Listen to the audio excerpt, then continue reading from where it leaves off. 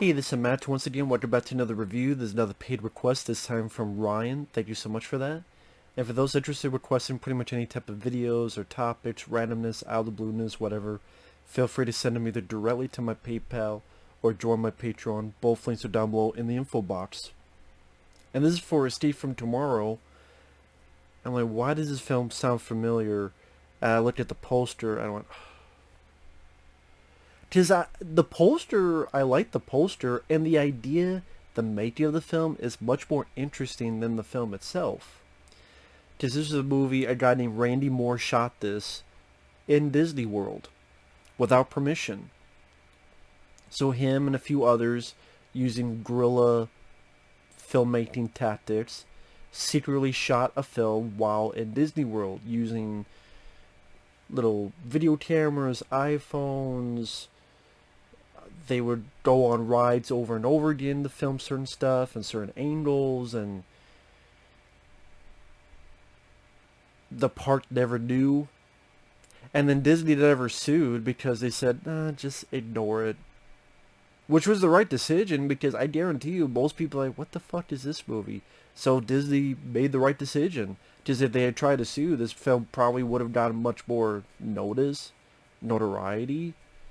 But kind of came and went as quickly as it could. And like I said, the posters and that setup is the best part of the movie, because you have the ability to do this. And it's filmed in black and white. And really, it's just a kind of a boring tour guide of Disney World. Oh, there's It's a Small World ride. Oh, there's Epcot Center. Oh, there's this, there's that. And I think the issue, the problem, is the guy wanted to be like David Lynch. That's really what it wants to be. This wants to be like Eraserhead. It wants to be like Lost Highway. It wants to be a confusing film that by the end of it, you're like, what the fuck's going on? And you took an interesting idea, as in to secretly film a movie at Disney, take the happiest place on earth, turn into a horror film. And this could have been decent.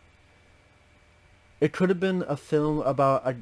Imagine Falling Down. Remember Michael Douglas did a film called Falling Down. If it was that meets Disney, where it's about a guy who's maybe a normal guy, the issues and problems of everyday life, getting fired, because this guy gets fired at the beginning, he's with his wife and his two kids, and then throughout the day, altered by the potential creepiness, if you look at Disney stuff skewed,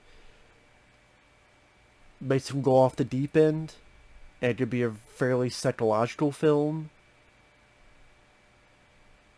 Or if you just, or so, even something else that's not psychological. But what they go into that just becomes annoyingly pretentious, where the actors are not the best at their job, the family, especially the wife, is nagging his shit, and then it's too long for what kind of film this is. It's, I mean, if you've never been to Disney World, I guess maybe it's an interesting way to see the rides. Like, there's the Buzz Lightyear, but it kind of gets redundant, and when you're like halfway through the film, you're like, is there a story here? Because it's just going to random wide ride, something weird happens. It doesn't really lead to anything, and then what it does lead to is just stuff that just seems more stupid than creepy. Cat flus, shitting, coughing up hairballs, your son being a dickhead, hallucinating naked ladies, you're in Epcot Center, and you're squirting this stuff that's like semen. The computer's literally called Siemens computer. Just pretentious fucking bullshit. You're like, Jesus Christ, dude, get your head out of your ass. And then the guy will say in an interview, it's not supposed to make sense. It's postmodernism. I'm like, no, that's not for you to decide. It's up to the viewer to decide. Otherwise, you just come off as pretentious and going, yeah, I know it doesn't make sense. You figure the shit out. I'm like, wow, so you waste a fucking guerrilla filmmaking tactic to make this movie that ends up being nothing but boring dog shit.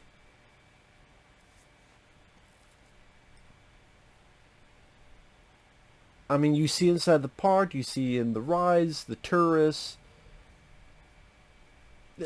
The plot of the film, is a guy's at Disney World with his family. He gets fired seemingly for no reason. He's checking out two teens, so he's a creeper now too, while on the monorail. The father's interested in these two teens, which again, you make him a fucking pervert. That's another thing, you don't like the lead guy. Why should we like the lead guy? It'd be nice to like the lead guy and feel a bit of sympathy for him, but we don't because again, the actor's not the best. The lines of dialogue, like he looks at Epcot Center and goes, "That's like a giant testicle." Uh-huh. If you've seen testicles like that, you need to go see a fucking doctor. To me, it looks more like a golf ball, but okay. If your balls look like in golf, if they're that fucking bumpy, you need to go see a doctor. That means if your wife licks your balls, her tongue's gonna be a literal tongue twister of blisters. It's like licking on a fucking cheese grater. But anyway, so the guy's at Disney World with his family, and it's all black and white, and just going on, here's a Snow White ride, and it's a small world, and waiting in line for Buzz Lightyear, and waiting in line for Buzz Lightyear, and then the fucking ride is broken, and I'm fumbling my words because it's fucking boring, and nothing's really fucking happening, except he's on a ride, and there's these creepy animatronics with change their faces. And it brings up shit that really nothing comes of it. It's just hallucinations you come to find out because of this fucking weird guy, but then in the Epcot Center ball, but then he's like, oh, it's all in your head. So whether it is all in his head, or it's hallucinating, or again, you're not supposed to make sense, just fuck it, because he wants to be David Lynch, which I think was the wrong call.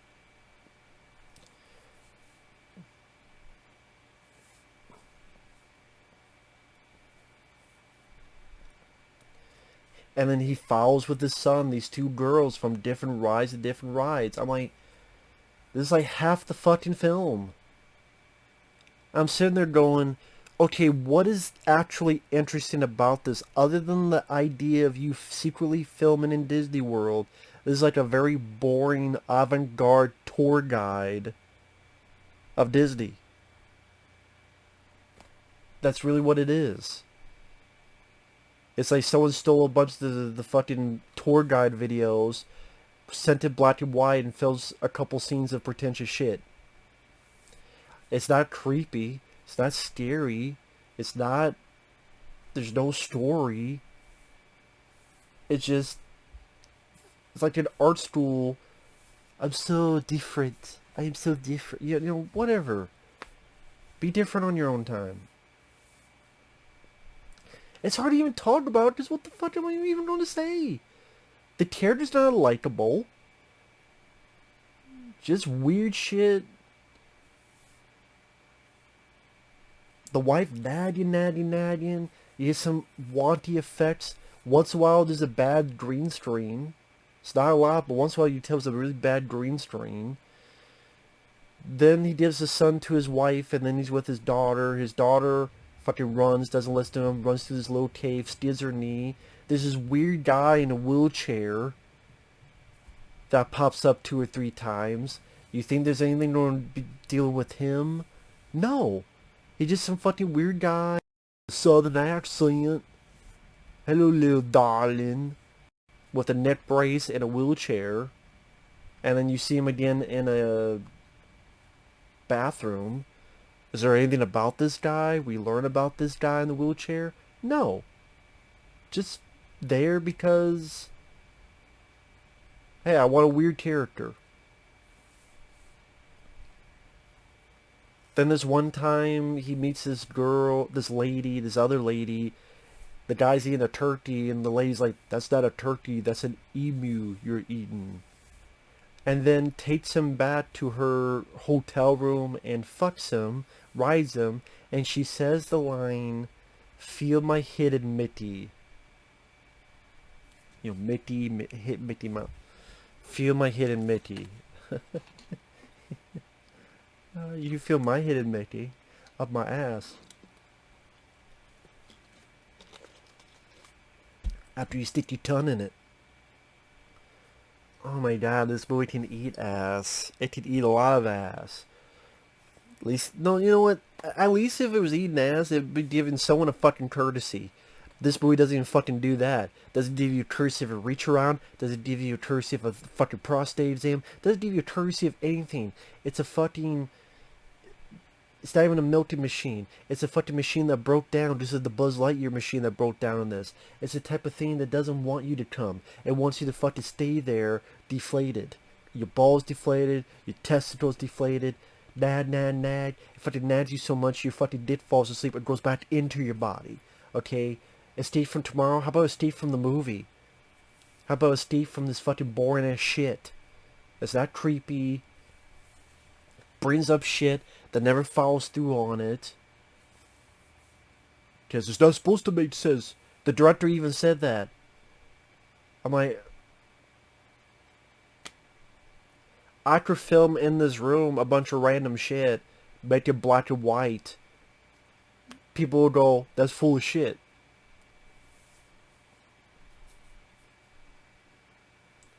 Well, it's not much of a review. Well, it's not much of a fucking movie.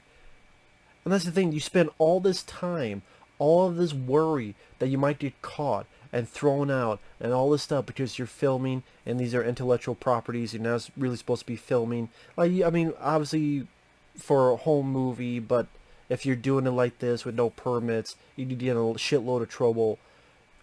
And for what? And you look at that poster, was supposed to be like a Mickey Mouse hand, bloody. Because that's what it's supposed to be. It could be a really, you know, a horror film in Disney World. That could be interesting and cool. Or again, even like a psychological horror film about how the breakdown of a person's psyche intermixed with, a normal guy. And the director even said one of his inspirations is that the place that people will commit suicide the most is a place like Disney World. But they're not even going that direction. It's going to this other weird shit like him being tasered. He's in the Epcot Center ball, and then a small Epcot Center ball surrounds his head, and then he's trying to escape because he has his tube, and it's like, oh, semen. It's supposed to express orgasm, and his orgasm is on the computer that's literally called Siemens computer. And earlier when he was going after those two girls, he was looking and they're all watching a fountain spurt up like his dick wants to spurt up. And then Disney princesses, they're hookers. Did anything really foul with that? No.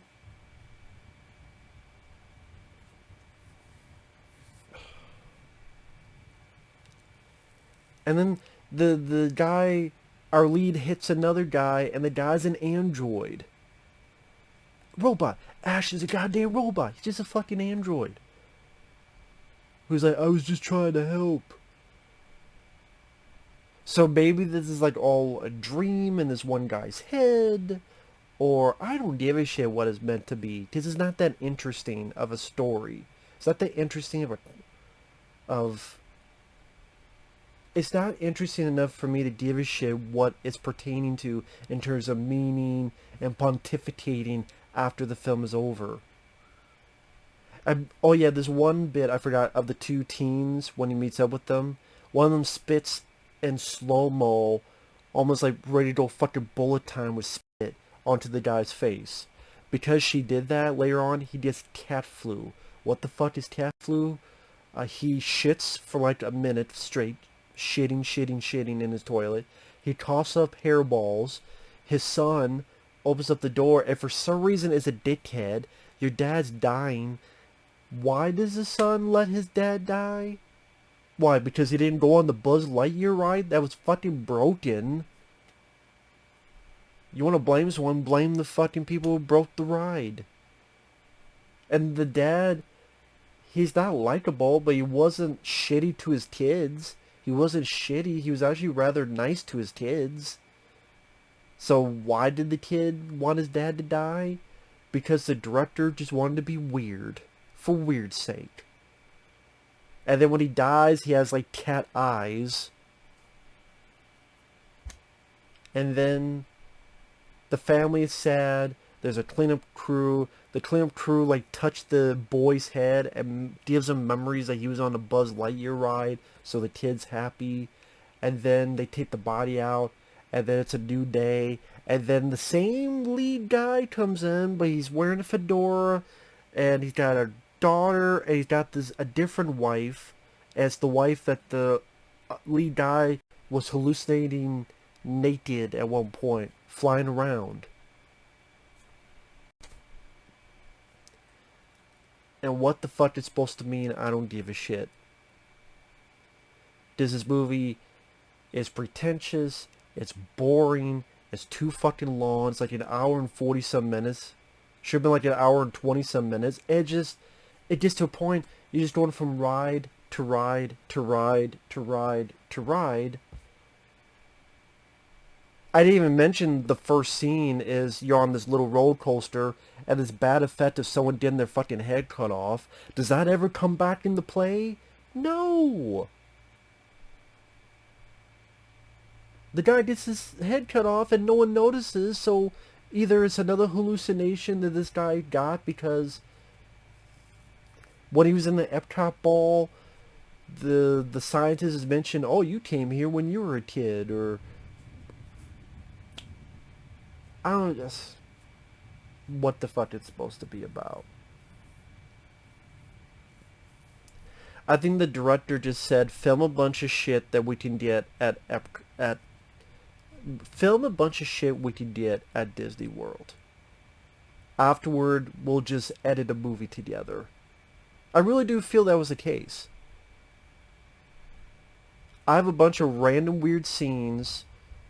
Disney princesses, they're hot. So, hey, maybe they're hookers. Sex. So we have the one girl who rides my dick and says, Mickey. Hidden Mickey. Surprised she didn't say Hidden Minnie. Okay. Epcot Center. Looks like a giant tester. And to make it even more pretentious, let's shoot it in black and white. It's a guy trying desperately to be David Lynch. I mean, I don't know. Maybe if you're a big David Lynch guy, maybe this is more your cup of tea. But it doesn't even have the acting prowess. At least some of those David Lynch films, you had someone like Bill Pullman in Lost Highway. I wasn't a fan of Lost Highway. That's another thing. I'm not really a fan of David Lynch movies. Unless, I like Dune, David Lynch did, which no one else liked. I didn't mind it. But I'm not a big David Lynch guy. I'm just not. Maybe that's where my thought process is going in. Maybe it's just a guerrilla filmmaking tactic. You waste it on this movie that just, you watch, you go, I would have a feeling this would be a common thought process. You watch, you go, this is fucking stupid. And you'd be right, it is fucking stupid.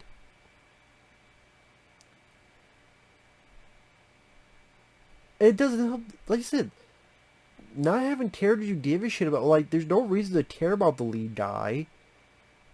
He's not a complete asshole, but he's At the same time, he's perving over these two fucking teens. The whole fucking movie. His wife, nah, nah, nah, me, me, me, me, me, me, me, me, me, me. Like, shut the fuck up, put a dick in your mouth and smile, lady. Two kids that are kind of annoying.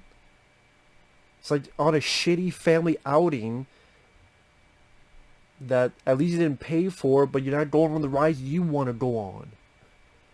It's like America's shittiest home videos. Or avant-garde home videos. Hey, you wanted to be with a family that's annoying and you don't like them and they're going on rides you don't want to go on? Here you go.